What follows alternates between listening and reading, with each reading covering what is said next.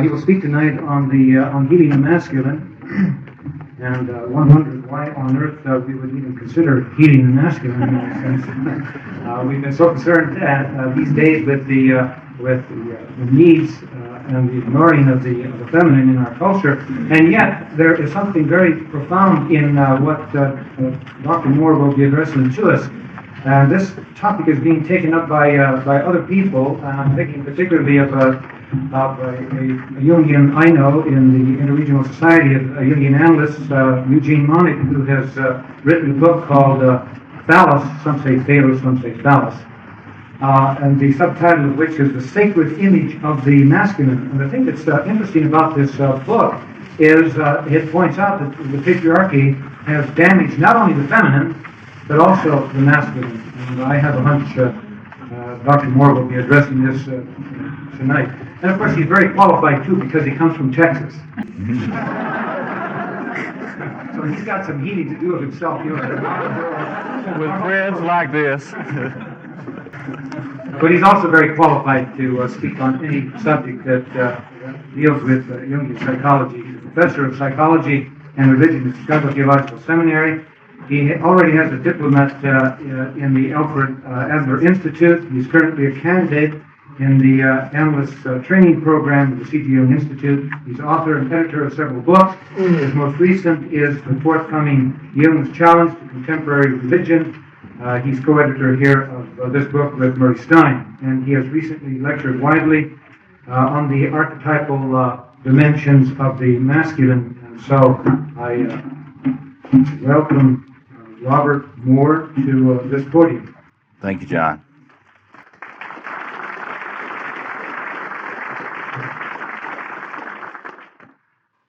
Well, I was planning on telling you all my struggles of dealing with healing the masculine, but John's already taken care of that.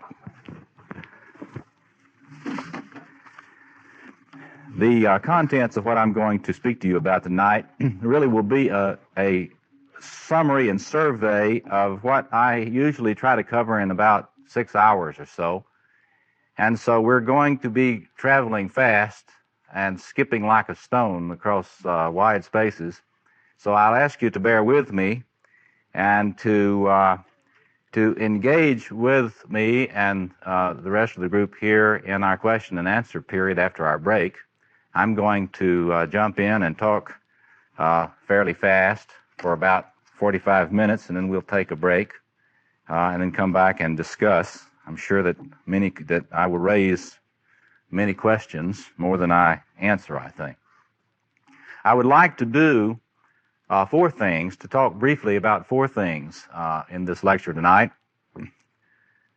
First, I'd like to talk just briefly about the situation that we face today, some of the parameters of that. Secondly, I'd like to talk just briefly about the dynamics of transformation as they relate to the question of why one would want to study any archetypal patterns of gender and sexuality. Because sometimes it's not so obvious to a lot of people why we Jungians want to study gods and goddesses, for example. They think we have a strange antiquarian interest. And I'd like to say a little bit about the context in terms of analysis and therapy and healing for why we want to look at these archetypal patterns and images in the context of healing, either the feminine or the masculine. And then I'd like briefly to talk with you about some of my reflections and research on four archetypal patterns of the masculine which we can discern in cross-cultural studies: the king, the warrior, the magus, and the lover. Those are by no means exhaustive of archetypes of the masculine, and we'll talk some about that and discuss some about that later, but those are the four that I will touch on both tonight and in the workshop. And then finally, I will talk a little bit about accessing these archetypal potentials, some of the ways we have all accessed them. I'll talk a little bit about confronting and dealing with the dark side of these archetypal patterns, and talk a little bit about the problem of that I call the imperialism of the archetype in the context of individuation, and how we can work with that with regard to these archetypes of the masculine. And so, with no further delay, let me jump in and follow along as best you can, and then you can expand it in our discussion. First, let me talk a little bit about our contemporary situation. As John pointed out, there is an increasing awareness among cultural interpreters from various disciplines that there is a crisis in masculinity today. And there's increasing consciousness about some of the dimensions of that crisis and some of the ways in which that crisis illuminates some of the work and recent discussions by radical feminists in their critiques of patriarchy. And again, we will be talking a little bit about this whole issue of patriarchy tonight. Quite simply, and in a context that is familiar to you as Jungians, the crisis is a crisis in modern culture of masculine initiation. That is, if you want to understand the reason for so much gender and sexual identity confusion in our cultural context today in modern industrial culture, you can't simply point to the media or to some simplistic explication of family patterns and so forth. You have to look at the decline of ritual process in modern culture. The fortunes of ritual process are directly tied to the psychotropic technology which leads to the formation of men and women. In pre-modern cultures, it was the norm that you had a developed ritual process for formation of gender identity, sexual identity, in relationship to the norms and visions and values of the tribal culture in which these rituals were celebrated. We don't have time tonight to do a cultural and intellectual history of the decline of ritual process, but it takes no great scholar to trace the impact of the Reformation and the fortunes of ritual in the culture of the Enlightenment of the 18th century as being the development which ultimately led to the discrediting of ritual in so-called civilized human culture. And once you discredit ritual, and you tend to shove it over and make it into what Victor Turner calls mere ceremonial, then you have already done away with the processes which are needed in a culture to help form both feminine and masculine identities. And so we need to be clear that the crisis that we have in this topic, this area, is not isolated from problems we have widely in our culture which are related to the decline, the eclipse, we might say, of ritual process. Now, many of you are aware that there is a rebirth in interest in ritual and much creative experimentation being done now on this topic, and that's a hopeful sign. But this is a very important part of the contemporary crisis. Now, what happens if masculine initiation stops being something that a society takes seriously? Well, quite simply, you get a lot of men who either had no masculine initiation or who had only what you might call a pseudo initiation. And I'll give some examples of that in a moment. But the marks of an uninitiated male are usually two types of phenomena that we see a lot in the clinician's consulting room. And that is, one, either the male is very violent and abusive, or he's very passive and weak, or he oscillates between the two. We will see some of the reasons for this kind of thing later. But for those people that have studied this sort of thing, it is quite clear that you might call that marks of the immature masculine as they manifest themselves, certainly in relationships. Now, increasing consciousness about problems with the masculine, of course, has been brought about by a lot of feminist reflection. Very helpful feminist reflection, which has been a critique of what some have called machismo, and certainly, as John Giannini mentioned, the attack on the nature, the dynamics, and the structures of patriarchy, in which patriarchy is seen as an expression of masculinity's attempt to dominate,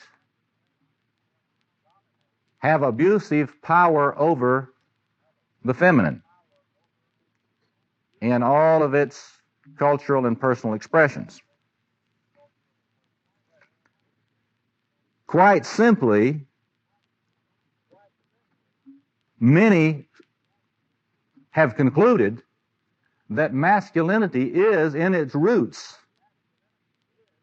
essentially abusive,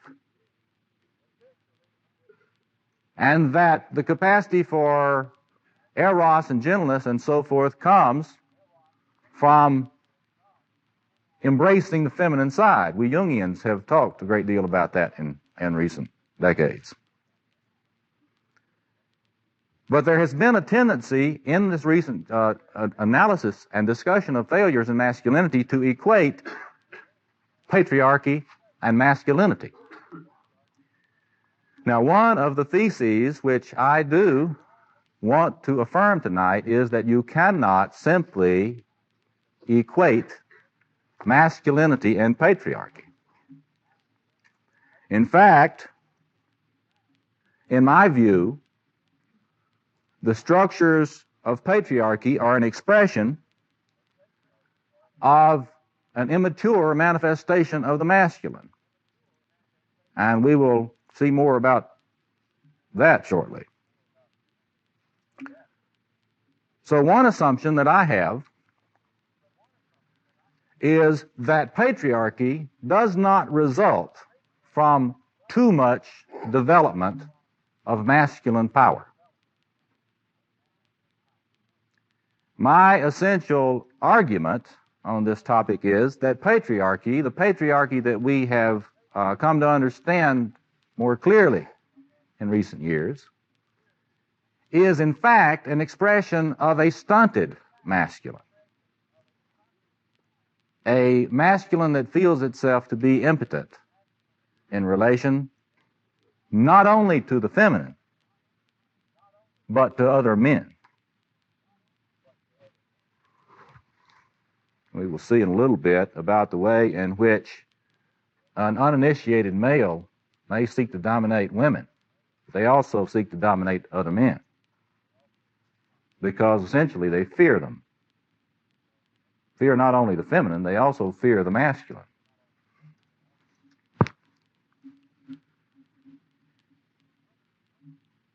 So another kind of implication of this that I affirm when I'm speaking on this topic is that contrary to some people's assumptions, that the answer to our current cultural problems with masculine and feminine relationships is to somehow reduce masculine power. My point of view is exactly the opposite, that masculine abuse of power has resulted from the fact that young men and boys have not been helped to develop such a sense of calmness and acceptance of their masculine powers that they do not have to be constantly engaging in what I call impressive behavior. The assumption being if you have to engage in impressive behavior all the time, you're actually operating out of anxiety, not out of confidence. So the problem, as I see it, that we face is not too much masculinity, but too much wounding of the masculine, so that the masculine, and I think this could be said also of the masculine in women, that the masculine fixates at immature levels of development, at which this immature masculine fears and hates both the masculine and the feminine and abuses whatever power it can gain over others. From my point of view, and the point of view that I try to illuminate in these workshops and so forth, is that we must learn to love and be loved by the masculine in ourselves and others. To stop slandering the masculine, stop wounding it, and start celebrating its strength, its power, and its potency. That our task today in the midst of this crisis is really not to find ways to reduce the potency and power of men, but to help them gain such a feeling of confidence in their identity as men that they can use the power that they have stewardship over to empower others, both men and women. And we'll be talking a lot in these moments together about stewardship of power and the use of power to empower, which is a mark of maturity.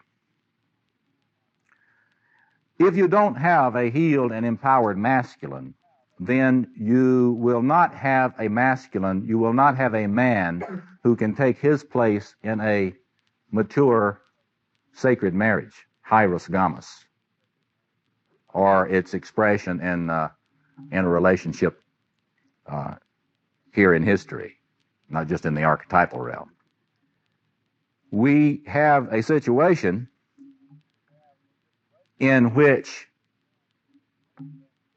men have even lost their contact with the foundations of masculinity that existed in tribal cultures. So our problem now is, how can we put men back in touch with the deep masculine? You know, feminists were talking a long time about the importance of the descent to the goddess. And we men are sometimes a little slow.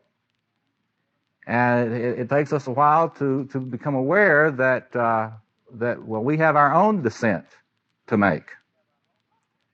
And it took Robert Bly to come along and try to get us to find Iron Hans and to try to go on our own search for the deep masculine through fairy tale and story, etc. But I take it that our job is much more complicated even than Bly has seen, and it comes in this context of finding our own way in our own reflection to the structures of the deep masculine. And we Jungians talk about that in terms of archetypal structures. Let me turn now to speaking briefly about archetypes and the dynamics of transformation.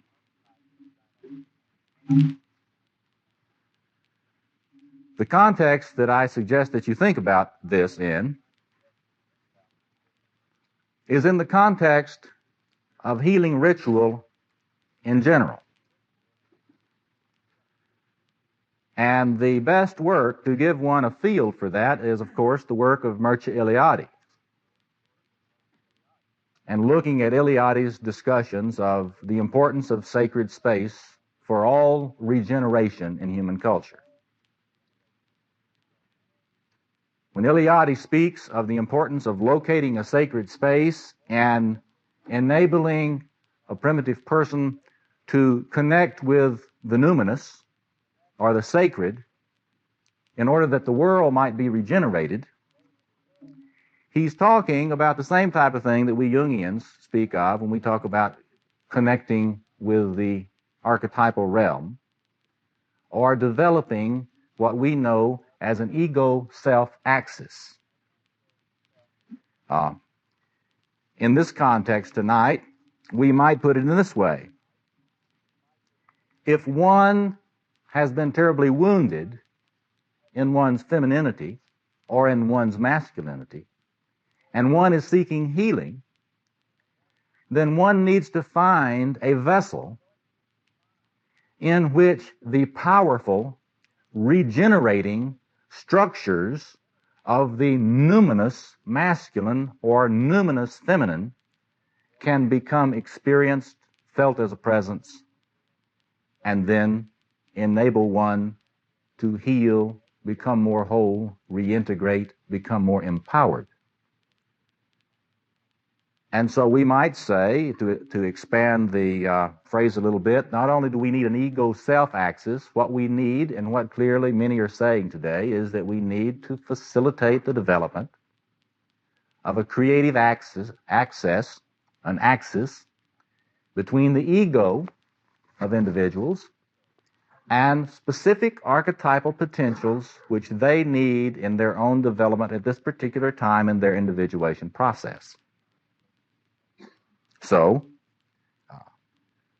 when we speak of archetypal images, when a Jungian like Jean Boleyn studies goddesses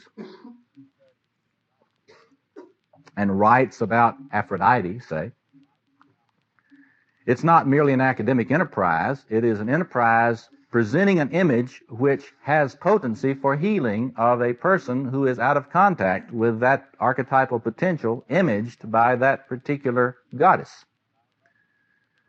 And so the same thing is true in this context that we are talking about tonight.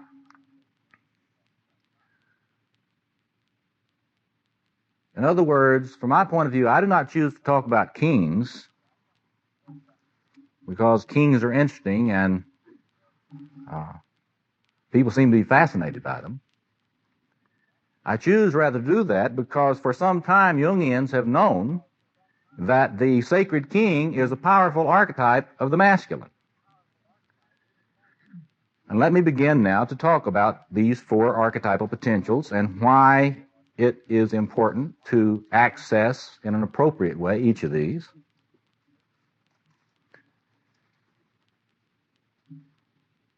You all are probably familiar with the work of John Perry, whose work with psychotics and research at the Center Diabasis was so pioneering and issued in so many interesting books on myth and psychosis.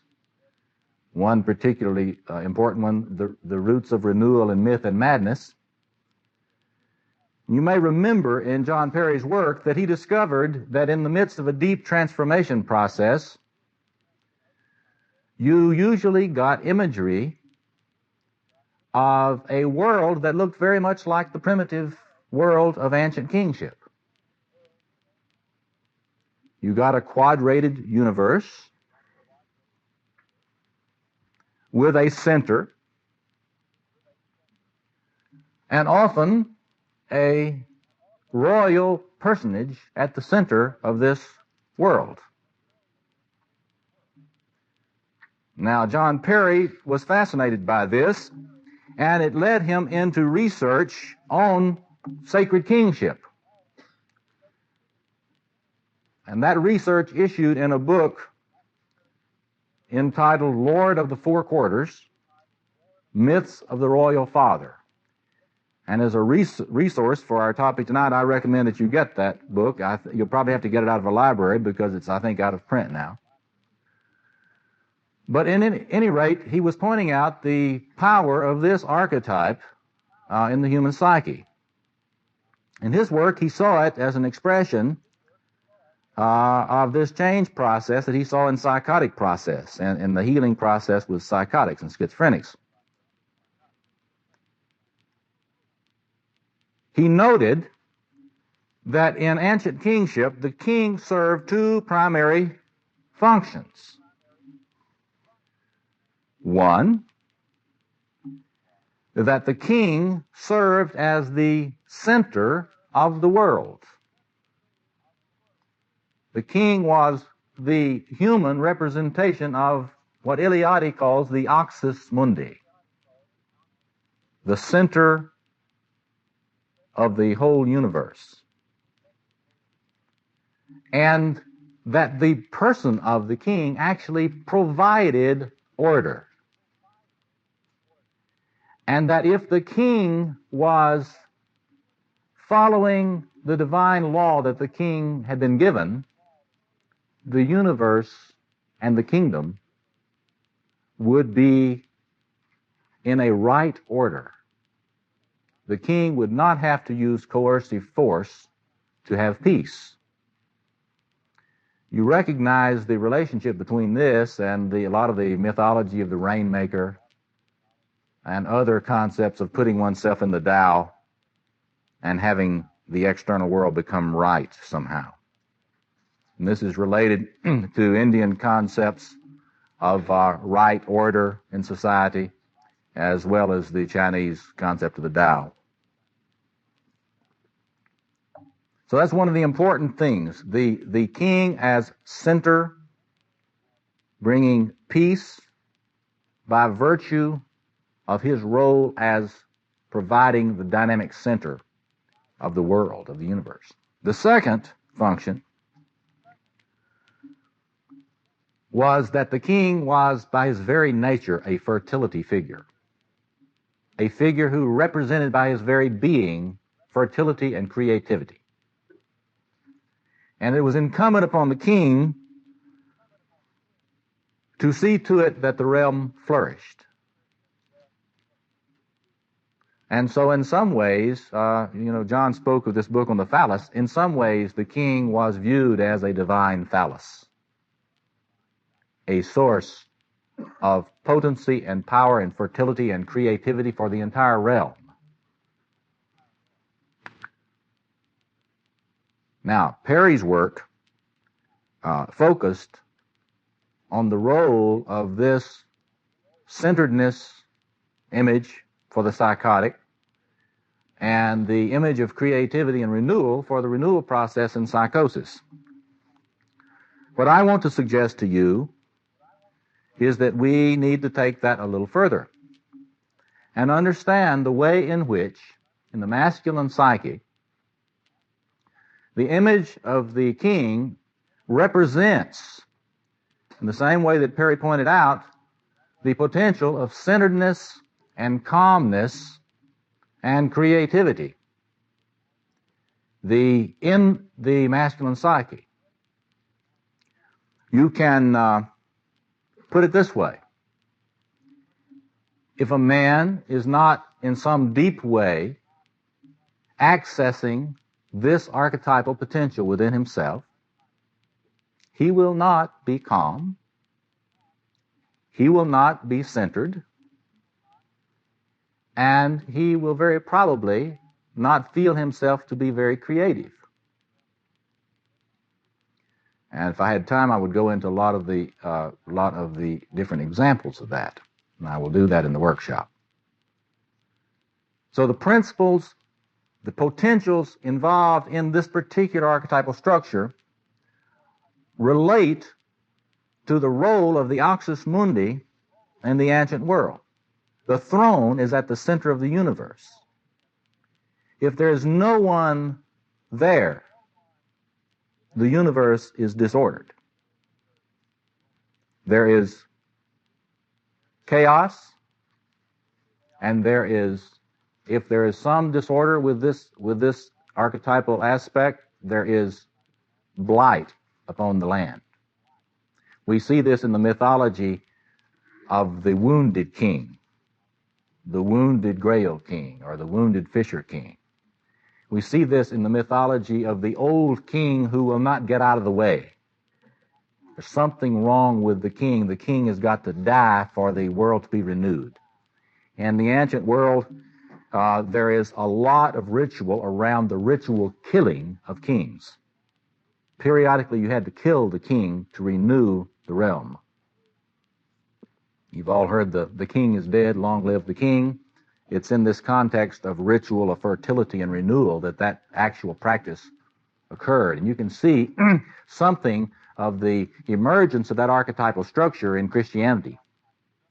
In the death and resurrection motif in Christianity, you see the same kind of archetypal structure manifesting itself there. Let me turn now to the warrior.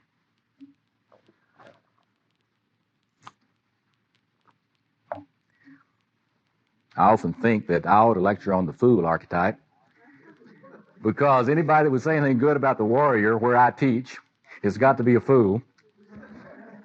You have to know about Chicago Theological Seminary. It's a big peace school, you know. But I try to take a consistent Jungian point of view about archetypes. If something's an archetype, as Nathan Swartz said last weekend, if something's an archetype, it's not going to be banished. It's not going to be done away with. It's either going to be expressed positively or negatively. And so, let's look a little bit at the archetype of the warrior. I get asked a lot, why so many Rambo dolls are sold? I try to sidestep that question.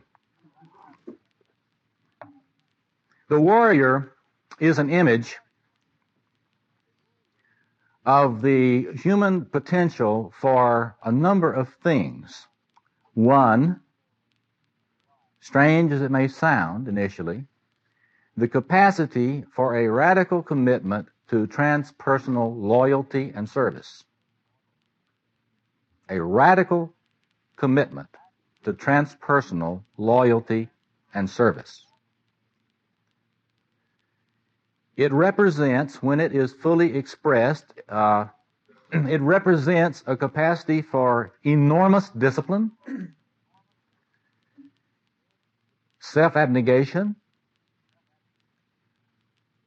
enormous courage in facing odds which seem insurmountable.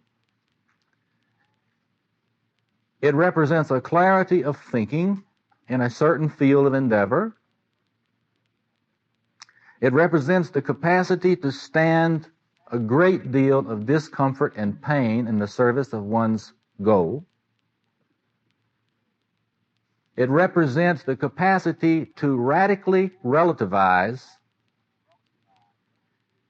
relational commitments in the service of one's higher loyalties, what are perceived to be higher loyalties at the time. Interestingly enough, it is this kind of archetypal structure that is so heavily constellated in the lives of outstanding creative artists.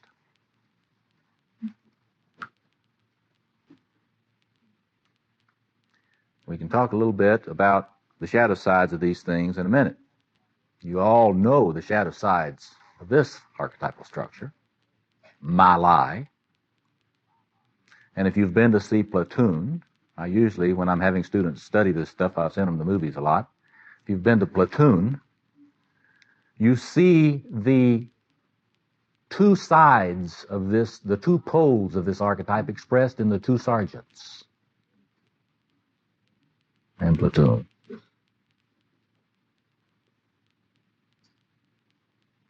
Human beings are prone, the less developed they are, to literalize more and act out archetypal structures. The human propensity to act out warfare and to concretize this particular potential has made us a little bit, has made it extremely difficult for us to think about this archetypal potential. But if you have noticed what happens in a person who does not access this thing, then you can see apparently what the instinctual sort of agenda for this is. If a person has none of this, they will not be able to focus. Think about yourself if you're a graduate student. If you have no warrior, if you have no access to your warrior, you won't be able to focus. You won't be able to do the unpleasant things that are always involved in study, in the graduate program, etc. You will not be able to take careful stock of the situation that you face. You will not be able to isolate what you should, in fact, deal with. And you will not be able to muster your resources and address the issue consistently and steadily and with courage. And this will be the case in all areas of your life. If some of you here, happen to know some of you here are working on books, writing books. If you ever tried to write a book and you're not in accessing the warrior archetype, you'll never write it because it's too painful to write a book. And if you're not really accessing this particular archetypal potential, you'll never stand the pain long enough to realize what it is that you're trying to work on. Let me turn now to the magus. Some call this the magician.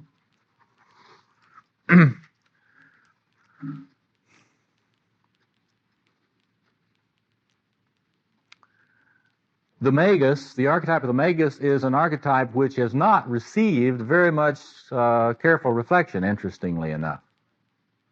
We Jungians tend to be aware of it mostly in its pathological forms, in which we speak of the monopersonality, or someone who is inflated with this particular archetypal content. Of course, the popular image that we all know about and speak of and has been written about so much lately is Merlin. So what we're talking about is the inner Merlin here. It's the most introverted in terms of expression of all of these archetypal potentials. I always call this the archetype of awareness and insight. It is not, when one studies this archetype, and the way I studied this initially was in field studies of the occult. Some 10 years ago, I began to do field studies with occultists all across the United States, interviewing practicing magicians, not stage magicians, ritual magicians. I had become interested in magic and the occult because of things I was encountering in my practice at that time. But I began to realize that there was more to this pattern than I had understood, and so I spent a lot of time observing both masculine and feminine forms of this particular archetypal structure. When you get into it, it is not nearly as mystifying as it appears from the outside. The best way to think about what a magus is a parallel to a master electrician. Or today it might be more accurate to say it parallels someone who is a very competent nuclear technician operating in one of the nuclear plants. That is to say, that this image is an image of a very cool, analytical mind which seeks to understand dynamic processes as they appear impersonally in people. What you and I would call, for example, psychodynamics. Magicians understand energy and energy flow patterns, the relationships between them. Magicians seek to understand what you can do and what you can't do without getting hurt. You remember the little thing in Fantasia about the sorcerer's apprentice? The difference between the sorcerer and the sorcerer's apprentice is that the sorcerer's apprentice only knows to push the own buttons. They don't really know much about what is actually going on and what is likely to happen, and they certainly do not know how to push the off buttons. There are a lot of psychotherapists like that. Whoever turned you on forgot to turn you off was a country song I used to love. Thought I'd get that in for you, John. But you don't want a magician that operates that way. Traditionally, in traditional cultures, magicians thought themselves to be dealing with celestial hierarchies and celestial power forces, but the principles were very much the same. They were clearly dealing with forces which could be dangerous, could be very creative, very useful, but dangerous to someone who did not understand the forces. The trappings of the magician were not to impress the magician. The magician knew that it was trappings. The trappings of the magician were to help them in channeling the forces, insulate people and themselves from the destructive aspects of the forces, and to help them to understand how to predict what may happen in a given situation and what might be done in order to change the direction of energy flows, etc. Now, one goes into therapy or analysis when one feels that one's own inner magus is not functioning too well, that things are happening in the energy flow patterns of my life that I do not understand, and I'm getting burned here and there.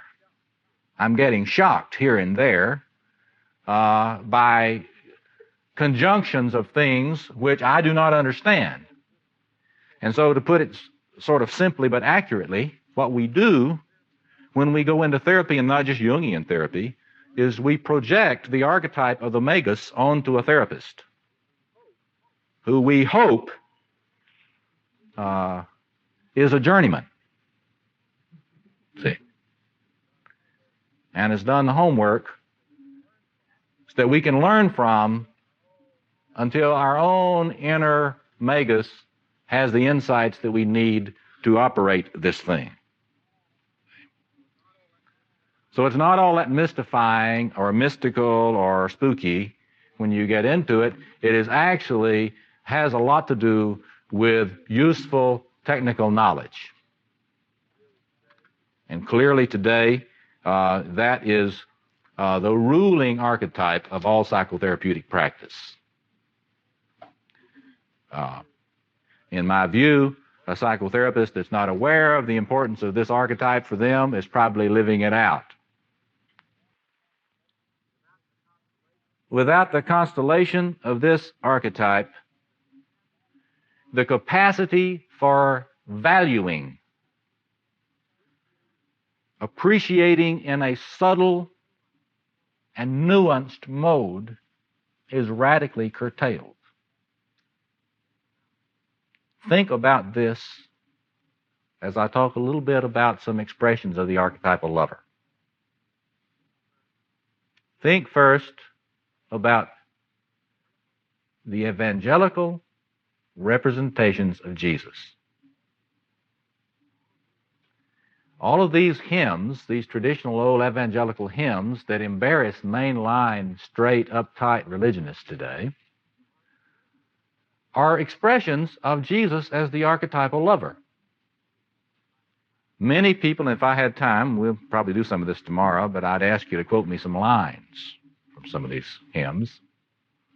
Many people have pointed out how sexual they are and how these old hymns really are clearly erotic. You know? Well, the point of view that we should have here, and that we'll talk further about tomorrow, is that certainly they are erotic. Jesus in the Gospels is clearly manifested as the archetypal lover in many dimensions of that pattern.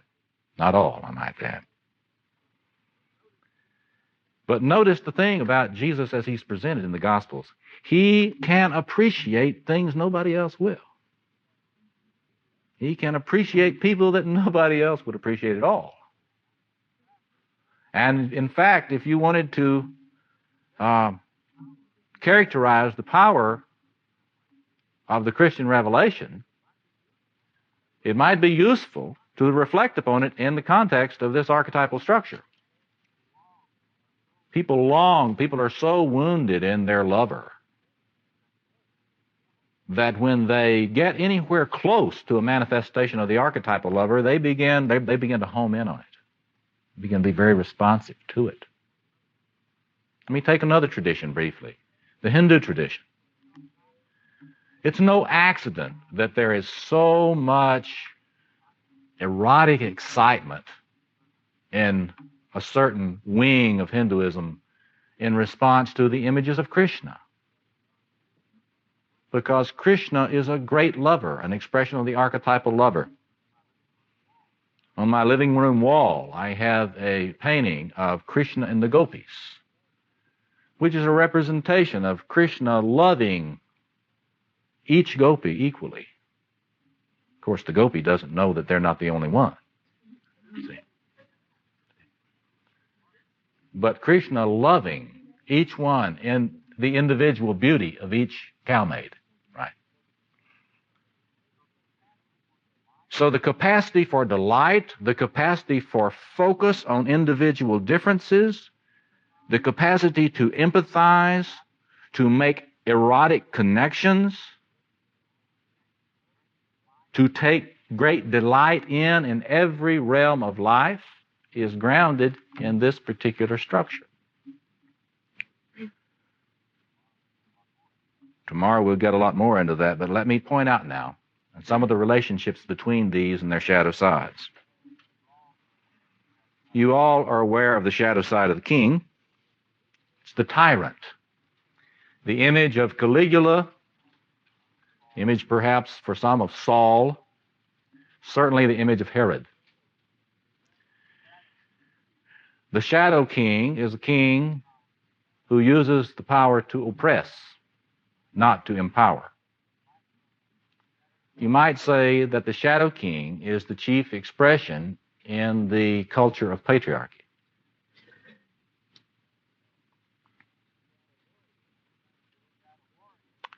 The shadow warrior, of course, is the warrior who lacks the capacity to value enough to know when he is committing atrocities. In platoon, the soldiers are represented as having a vague sense that something is wrong when they're raping the little girls. Vague sense that something is wrong.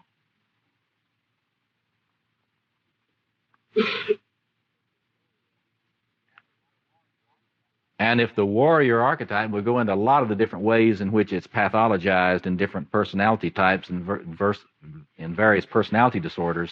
I'll do a lot more with the clinical materials tomorrow. But one of the things that this archetype will do when it is possessing an individual rather than the person's being out of touch with it, is it will break their personal relationships.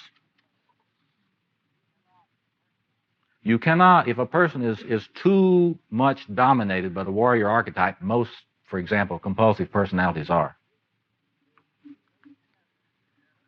then their relationships are at great risk. You don't really have a personal relationship with somebody that's dominated by this archetype. You may think you do, but if you look closely, you don't count for too much. The workaholic is another example. The shadow side of the magus is obvious. It's the person that has a lot of knowledge and uses it to manipulate and not to liberate. And there are a lot of people today who operate on this dark side of the magician. This is the dark magician that's so popular in stories throughout our cultures. Madison Avenue practices black magic, literally,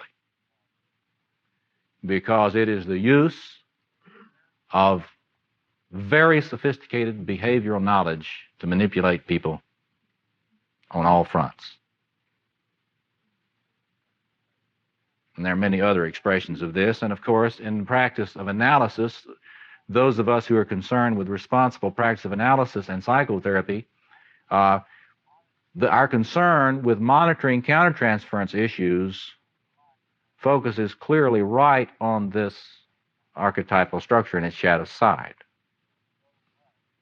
Because so much of destructive countertransference in psychotherapy issues from an inability to be aware of the power drive, unconscious power drives of the therapist.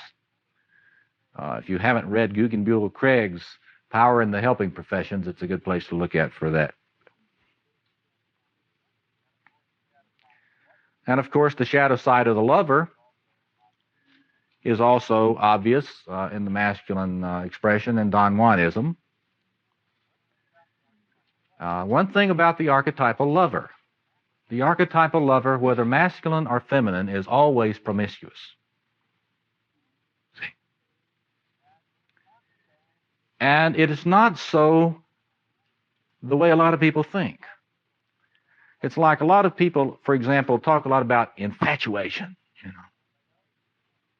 and they don't believe that when somebody falls in love that there's really anything real happening. From my study of this particular archetypal structure and potential, I've decided that's not true. When this thing is constellated and has got too much of a hold on you, you really are loving. And you really are appreciating. Read the chapter that Bolin wrote on Aphrodite. Aphrodite really does love all these men. She loves this one now, and she relishes him, and she takes delight in him, eats him up. And then she notices this one, and she loves him too. And it is a true appreciative consciousness. There is a real aspect of archetypal loving in this. You see, that's what we've got to understand, and that's what the importance of looking at this archetypal structure will help us do. It is there to help us appreciate. If it is possessing us, we just appreciate all over the place, see, in an acting out mode. So one of the things you might say is that anyone who is acting out in a promiscuous manner is very much in touch with this archetypal structure, but that it is too much for their ego. Their ego simply cannot balance this in the context of their personality functioning. Now, so I'm out of time. I've got to stop and let us have a break. Let me just say clearly, when you're working with these archetypal images and potentials in the psyche, you've got two kinds of problems. One is achieving what Jungians always talk about as the ego-self axis, or the appropriate connection, the appropriate accessing without being possessed of this numinous energy. So that's one problem. The shadow expressions of this are subtle, and they manifest either if you're too far away from the potential and you project it on others and experience it vicariously, or if you're possessed by it. So you have negative pathological expressions of them in both of those ways.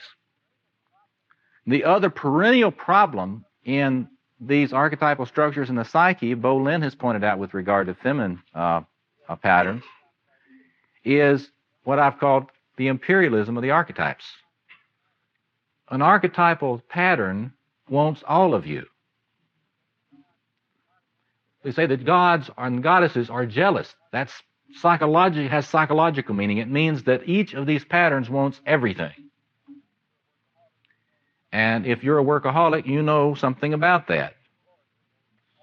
The inner warrior wants all of you, 101% of you. It doesn't want any other competition. So the problem you have not only is accessing these things, but in finding some way to mediate between them through your ego development so that you can individuate, become a person who can access all of these things appropriately as you live out your embodied existence as a person and not an archetype. I've got to stop there. We'll take a break of about 15 minutes or so, 20, and then come back. Thank you very much.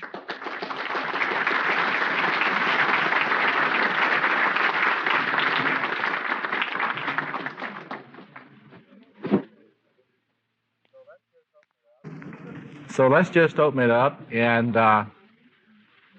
have the courage to be imperfect and stick your hand up and ask questions. Yeah, go ahead. Could you give us some examples of what you think are the best new things going on as far as ritual process and that around the country? I don't think there's too much really positive going on for men around the country in terms of ritual process. There's a lot for women. Let me tell you about some things that are happening that are attempts to deal with some of this. Please restrain your temptation to laugh now on this. You've probably heard of the groups of men that are going out and dressing up in fatigues, combat fatigues, and everything, and getting these little paint guns, and they're playing war for a weekend out in the forest, jungles of deepest Iowa.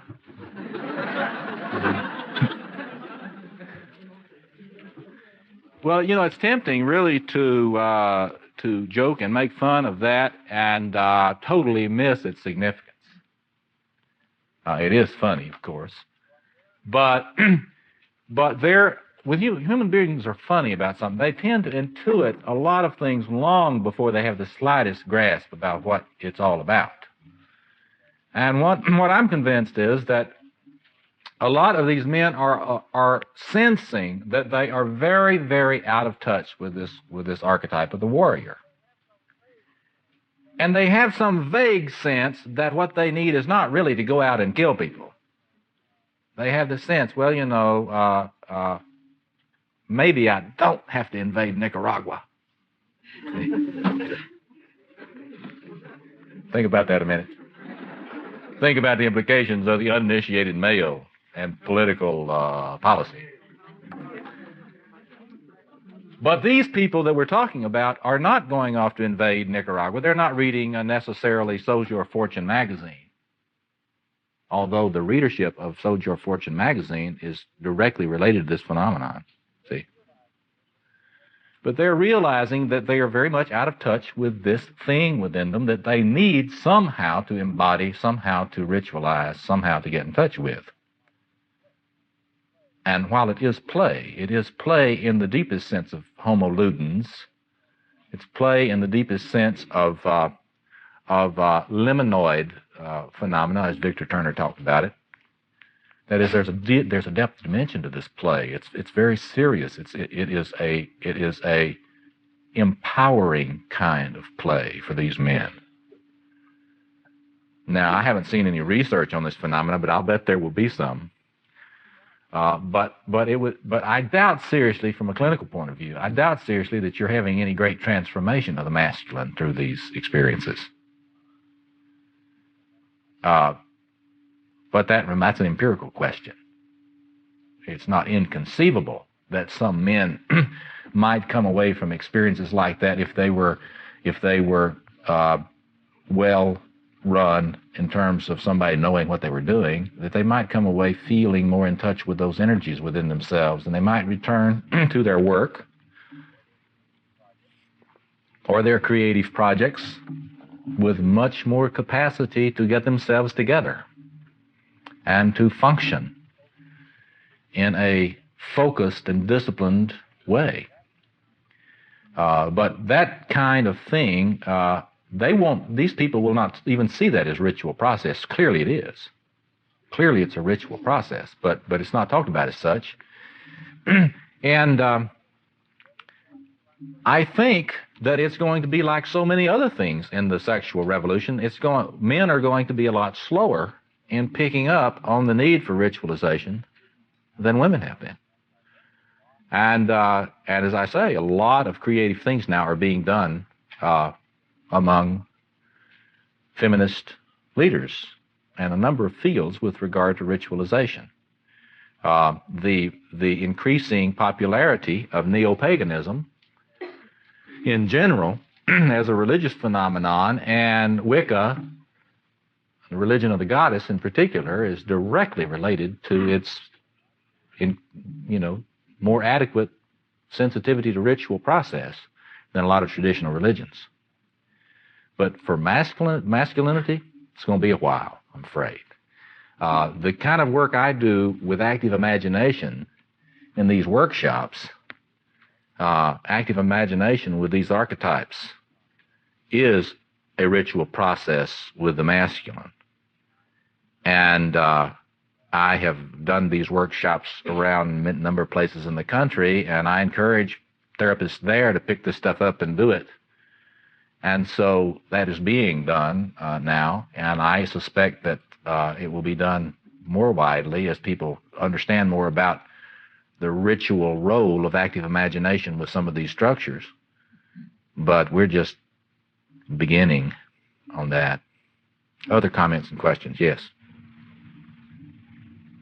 You see the advent of more sports and health as, as a people training for marathons or mega marathons.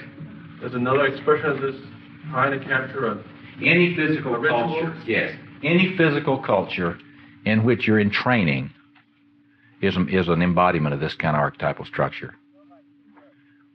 If somebody's in touch with the archetype of the warrior, they are not flabby.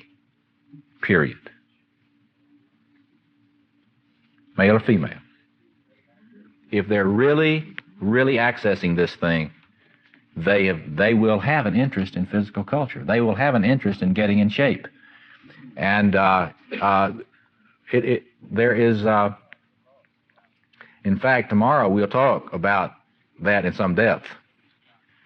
Because you start thinking about, if you want to make a soldier, what do you do? And there are a lot of ritual processes that you do. And one of them is you make them do push-ups until they, can't see. Well, it's not just ritual humiliation, though it is that. It is the capacity to stand pain. That little shibboleth that you get in weightlifting rooms? No pain, no gain. That's the motto of the archetype of the warrior. No pain, no gain. And if you think about this in the context of your creative work, it is true there. No pain, no book. Next question. Yes. Do you see any of these archetypes in terms of polarities? The warrior versus the magus? No. The way that I see them operating is that, and we'll get into this as I say a lot tomorrow, they regulate very different kinds of things. But the interplay that seems to me to be most key is the role of the lover archetype. If you got too much king and not enough of the others, we'll get into the expressions of that. But a king that is not so much the warrior will be destructive, not so much because he doesn't have enough warrior. He may be destructive because he doesn't have enough magus, but he will definitely be destructive if he's out of touch with the lover, because he will not be able to feel human in terms of his functioning. So he won't be able to have any eros connections in his work. Well, is that a polarity? It's not really a polarity. They regulate each other, but it's not in a bipolar pattern. So I wouldn't call it a polarity. The polarity that you see, or the sort of balance that we've got to work on, and that it remains. We've got to figure out how the masculine and feminine counterparts operate together. And what we've got to do is to talk about what happens when the contrasexual structures in the male do not pattern with the contrasexual structures in the female, see, in the relationship. And we've got to think about all the ways in which this thing turns. Because, you know, Jung talked a lot about the pleroma, but it's been hard clinically to think about what the heck that had to do with anything. Well, this is what it has to do with. When Jung talks about the pleroma, he's talking about fullness. And when he's talking about the fullness, he's talking about the fullness of the masculine and the fullness of the feminine in the self-structure, in the archetypal self-structure. Problem is, in our egos, we are not full on either front. And when you start trying to individuate, the question is, where am I flat and underinflated? Like a ball, a basketball, you know, that's sort of not pumped up enough. And we're all flat in different places. We're flat in certain places on our masculine spectrum, and we're flat in certain places on our feminine spectrum. So the key kind of question that I want to see worked on is the way in which these things articulate the female warrior and the male warrior. Appropriate relationships between them. And then the queen and the king. Yes.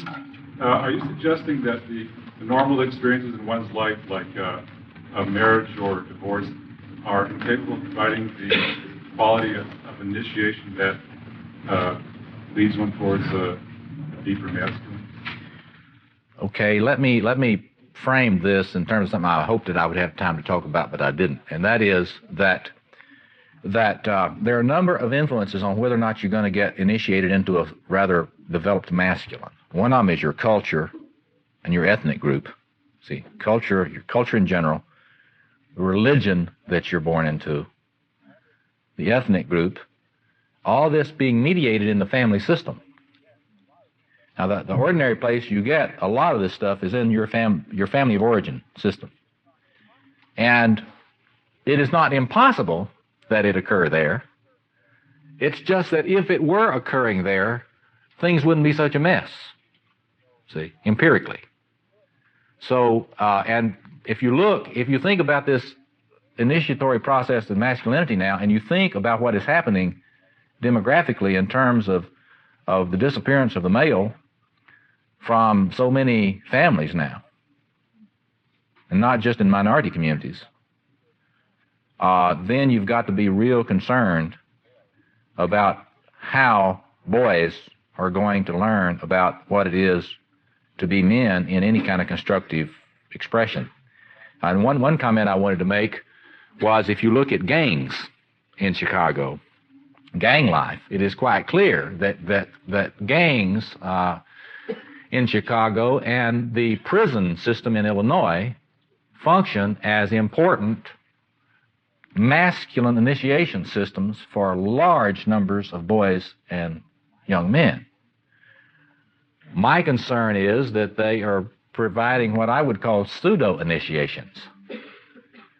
And you're getting a really warped expression of the masculine coming out of these gang structures and the prison structures which are run by them.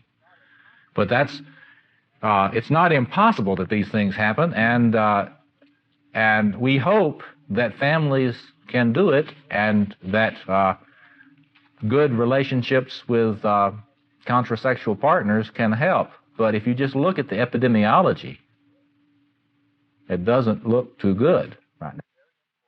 One of the reasons why I think it's very important to work in a Jungian context, for this reason. Most psychologies do not even address the issue of deep masculine. They do not have any kind of conceptuality to even address the issue. Most of them do not have any place to turn for the healing of the masculine except cognitive therapeutic techniques or experiential therapeutic techniques of some kind, or working with transference, countertransference. For example, if I were a Freudian analyst, and I was working with somebody with a very wounded masculine, I would hope that the brilliance of my interpretations and the insightfulness into my own working through of my own issues with the masculine would enable me to model for this person in such a way and to relate to this person in such a way that that my relationship with this person, through the brilliance of my interpretation and management of the transference and countertransference, would heal it. I'm glad I'm not a Freudian, because I wouldn't work with many men that were very wounded if I were, see, in terms of their masculine. Because, you see, if you're a Jungian, you don't have this belief that there are no resources for the healing of the person except me and my brilliant interpretations. See, from a Jungian point of view, the psyche has a blueprint in it for healing that parallels the way in which the body heals when it's wounded. And that there is a deep structure that in me, if I got wounded in my family and my masculine never filled out because of that, from a Jungian point of view, I can at least know that deep within me there is a blueprint that knows what a full masculine would be. Even though this analyst that I may be working with may not. I take great comfort in that when I'm working with people, because I hope that they can get more healed in their masculine than I am when they're working in analysis. Because they can contact with the depths of their own archetypal self, which contains the fullness, the pleroma, of the masculine and the feminine. And so that's why the Jungian point of view offers so much more hope to people who are really badly wounded. You know, I do a lot of work with child abuse, child sexual abuse. And, you know, if you've been sexually abused as a child, you know, this is not just a garden variety wounding. You feel terribly damaged in your sexuality, regardless of what sex you are. And it is very, very encouraging to both therapist and the person in therapy to have a mutual commitment that there is a fully healed individual imaged in their deep structures. No matter what happened to them as a child, they can fill out. And I take it that that is a powerful reason to recommend Jungian thought to this world at this time, particularly for this reason that John is talking about. Somebody else. Yes. You mentioned that Robert Bly's work on the man, the name Iron Hot. Wild Man, didn't go far enough. I wonder if you could say how you would think a little bit further. Are your four archetypes one of the ways you could... Sure. All I'm saying there is that it's not enough just to get in touch with the wild man at the bottom of the lake. I mean, you know, there are a lot of wild men that are crazy as a loon, you know.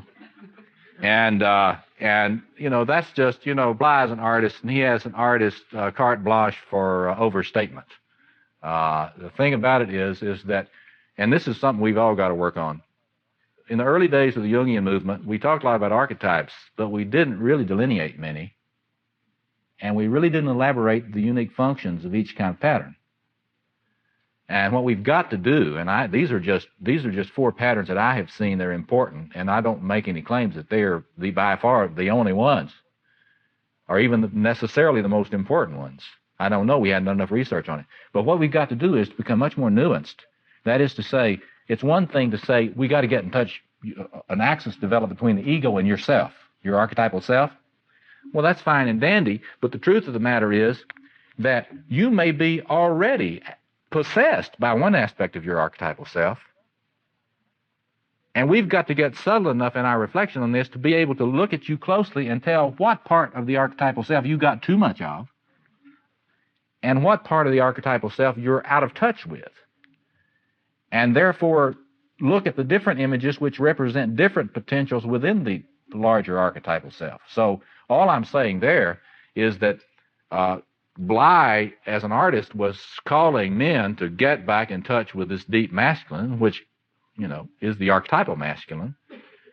And you got to remember that Iron Hans, when he's in the lake or the pond, may be a wild man, but when he is disenchanted, when he comes out of a state of enchantment, he is a king.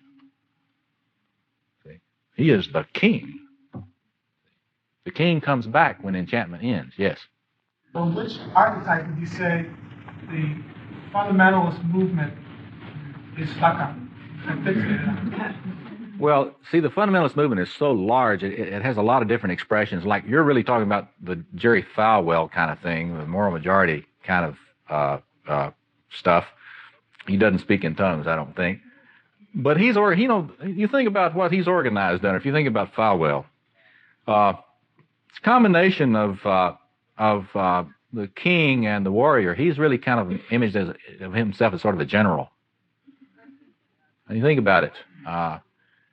And, a lot of Judeo-Christian imagery, I mean, if you look at the God of the Old Testament, I mean, it's in that same, so if you're very real biblical, you're going to, come up with a lot of that kind of. Fundamentalism of Islam.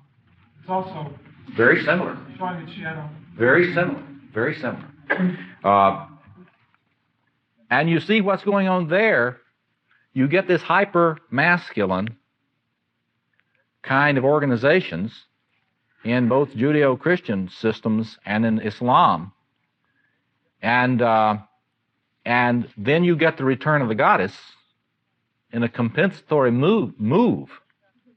And it is going to, think about the imperialism of the archetypes that I spoke of. The rule is that archetypes are imperialistic, and masculine archetypes are imperialistic, and they will not move over easily for the return of the archetypal feminine. See? There's going to be enormous conflict. Götterdämmerung, War of the Gods. And the only thing that mediates that culturally and on the planet is the same thing that mediates it in a personality. And that's awareness. See? Understanding, the development of an understanding about what's going on here. It's very important for us today to get some sense about the necessity for a sophisticated approach to archetypal spirituality on the planet. It's the only way you're going to be able to mediate this kind of thing. And that's a tall order, and who knows if we're going to meet that challenge. But that's what you're seeing. You're seeing the imperialism of the hyper-masculine kind of things in that movement, and you're seeing the compensatory movement embodied in the return of the goddess. But what we need to understand is that the archetypal feminine is also imperialistic by virtue of simply being archetypal. And that you're not going to get an integration and a manifestation of what Jungians call the conjunctio without a development of consciousness and awareness. Yes? That brings me back to one of the gentlemen who asked the question about whether marriage and divorce provided initiation. And just an aspect of that spoke to me. I have come to think that is one of the critical mistakes of our culture, that we expect marriage to provide initiation. Because the more I thought about that, the more I realized that is a kind of guiding maxim of our culture, that you make a man out of a boy by connecting him with a woman, and the other way around. And if you're a Jungian, what you come to realize after reading enough Jung is that the male in that instance is being initiated into a primitive masculine. If he is initiated by a woman, he is initiated into the primitive aspect of her, and the same thing is happening to the woman. And that this is one of the abiding failures of the whole initiation process in our contemporary culture. This is not to say, thank you, Tess, that's well stated. Area of concern for me is the way the ego needs to mediate between the fullness of the feminine and the fullness of the masculine. Do you have any words on that? Yeah. Well, see, that's just, you say that well, and that just shows how enormous this task is that's facing us now, see? Because that's precisely the task of the ego. See, as we individuate, we try to become a person. Archetypes are not personal. Archetypes are flat. They are two-dimensional. In fact, one of the reasons that I don't like using gods and goddesses as the only way to talk about the archetypal is that gods and goddesses are more complicated than archetypes. If you talk about,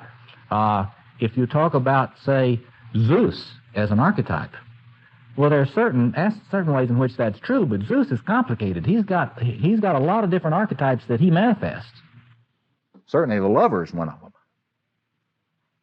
and that's confusing.